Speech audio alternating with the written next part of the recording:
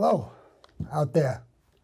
I've been watching television for the past 2 days, and I think it's time for somebody to come out and give an alternative thing. So I'm running for president right now. Now, I'd have to run against Donald Trump and Joe Biden put together. Now, there's a lot of things I know what they're doing, and because I've done it. So I know how to rob you just like they do.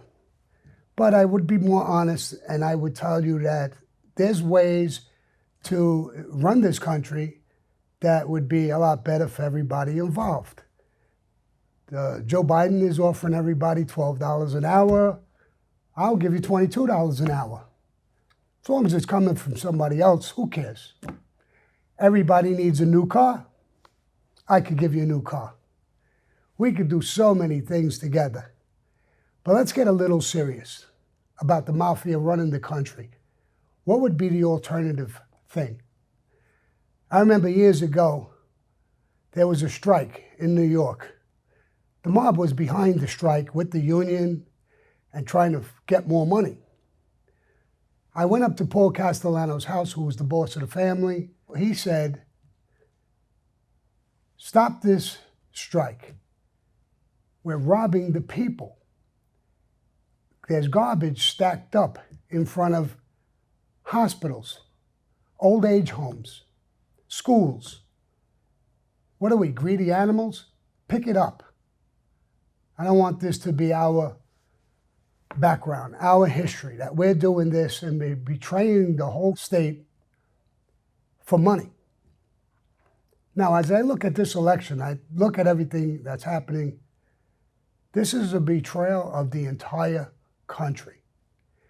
Every little guy gets screwed. Whether the mob is screwing them or somebody's screwing them, you're paying more for clothes or picking up garbage or whatever the thing may be. But to turn around and realize that all of these people are being betrayed by politicians who are robbing you of your right to vote. It looks like the whole election is rigged. When I see that, it actually bothers me. I was going to come out here and talk and make a joke out of it, but the more I think about it, the more I talk about it, it nauseates me. Now, people may say that's hypocritical because I was in the mafia. I did so many things to earn money. But the truth of the matter is, I never betrayed the country. The mafia has never betrayed the country.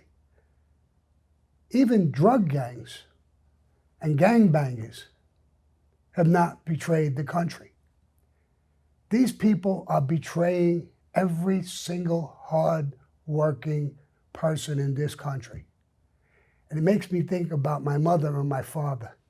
I look at people going to work, taking care of their kids, their grandchildren. This is serious stuff. It's hard to make a joke out of it. That's what I was going to do. And like I said, the more I think about it, I mean, we talk about the virus, the coronavirus. It came from China. My opinion is that this was man-made in a lab. That's why these doctors don't know how to fix it. This is man-made.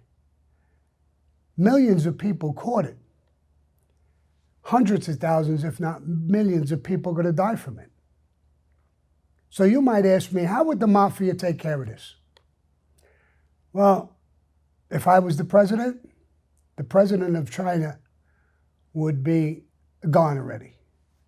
He would no longer be alive to enjoy this disaster that went worldwide. There's so many things that could be cured fairly easy, but everything is a game. Governments, politicians, it's a joke what goes on. And we the people just look at it. We tolerate it. I've been told already, don't even talk about it. Keep your opinion to yourself. Hollywood, the Democratic Party, all kinds of people are going to come down on you, the news media. What better cause do I have at this point in my life than to come out and say the truth? Talk about crime. There's nobody who understands crime better than me. There may be some, but I'm sure if you go looking around for people who are in my lifestyle, there's not going to be one person who thinks differently than me. There's so many things we could do in this country if we come together. We lost so much love and affection for one another, respect for a neighbor or a friend or a person who's in trouble. We got kids, college kids, running around, destroying cities. You'll see a black guy, a Mexican guy, opened up a business, struggling to get ahead. And these kids crushed them, burned their business down in 2 minutes flat. So as I said, starting to make this a joke, I guess I'm getting a little more serious because it gets under my skin. If anything bothers me, it's taking advantage of people, good, hard-working people, that you guys could create wars to make money. The liberal elites, they want a war. When I was a kid, I was drafted into the Army during the Vietnam War. That's where I was taught to kill. I was taught to kill Vietnamese men. And the reason was that it was a communist country. They were coming here. They were going to rape my mother, my sisters. They were going to take advantage of the country. I was brainwashed. I didn't go to Vietnam, thank God. And but I was told and brainwashed to kill them because they were coming here. I bought into it, just like people are buying into it now. Years later, I look back at it. I know Vietnamese people, when I go get my nails done, my toenails done, they seem to be great people, nice people, women. Men I met who are Vietnamese, so polite. I got 22 years in prisons. I didn't see that many Asian people in prison. What, they don't commit crimes? And the ones I saw there who committed crimes were a step or two above us who did crimes. So Vietnam was bullshit. They were no threat. Here it is years and years and years later. Do you ever know one who hurt you, who robbed you, or did anything to you? No. No, I'm sure you didn't. But they became the enemy. And why? Why really did we go there and fight? Why are we all over the world and fighting? It's money. It's greed. It's power. Is that what we boil down to? If Paul Castellano was alive, what would he say about this? What would Carlo Gambino say about this? Would it be shocking to them, like the garbage strike, like it is to me? I don't know. I know one thing. When we did our crimes, we inflated prices and we got a little piece of the pie.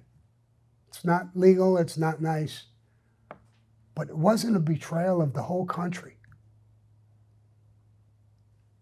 You were able to work hard and succeed. Somebody broke into your store, there was cops there. I'm not a cop lover, but there was cops there to protect people, like my mother and father, like most of you people. Now we want to defund them. We want to get rid of them. Now I think I hear a noise. They're probably trying to get rid of me off this station here and talking about becoming the President of the United States.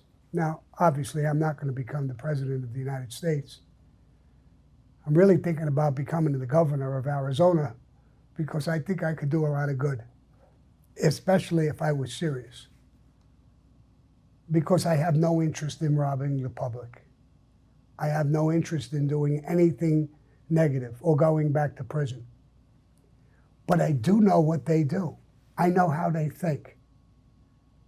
Could I stop it? Bet your sweet ass I'll stop it. There'll be a lot of politicians out of work, out of jobs. We hear stories about the Biden family or this group or that group, and he doesn't have a lock on that. And it's not Democrats that have a lock on it. There's some Republicans too. Could they be backing these riots in the street? If they are, every time I watch the news, some woman got raped by that mob. Some person got killed by that mob. You might be looking at him and saying, he's a murderer. I'm a hitman. I'm not a murderer. I don't kill innocents. I don't rape people. And I'm not a child molester like some of these people are. We're not in the same category. I may be able to pull a trigger. I was able to pull a trigger when I was in the Army. That doesn't make you a murderer. That doesn't make all these kids who are coming out of these wars in every place they're coming from. They're heroes. They're not murderers. They were conned. For the people who want these wars, why the fuck are we fighting in some of these countries we can't even pronounce? I can't pronounce them. What are we doing there? We're the police for them? We're sending our kids to be killed to have peace in other countries. And we don't want cops here protecting people in our own country. Something seems radically weird about that whole situation. Now, there's so many things I could talk about, and probably I should really start joking and talking about stuff that's not so serious. But I couldn't help myself. If you're offended by this conversation, I apologize. If you're offended and you're a politician or you're a fucking thieving lowlife, I don't apologize to you. I don't look up to you. I look down on you. All you are when you do this, and if you win, whoever you may be, whatever party you may be in, to me, you're a fucking cockroach. Are you proud of yourself when you go home? You won power. You won money. How do you look at your wife and your kids, your grandchildren, what you're doing? I look at myself in a certain light on things I did. And I understand it. Sometimes I'm not that proud of it. How do you feel when you go home? What do you think? Oh, your mother will be okay? Your father will be okay? You'll take care of him as long as you have the power and the money? One of the best countries on the planet. Everyone in the world wants to be here. And you take it as a game. The Constitution and people, you'll call them racist, you'll call them a million names. You'll rip it up and throw it away. And when you do that, just think, when you're looking at yourself in the mirror, what did I set forward for those little guys running around your house, for your grandchildren? What are you going to do with all that money? Does that make it easier to do? Well, I guess my political career is over now that I talk like this, but I just had to do it. I apologize to my team because this was supposed to be a joke and a conversation but as I joke about it, it does turn my stomach. And I just couldn't joke. So to everybody out there, if I'm running for governor, you want to vote me in, vote me in. Adios. And God bless America.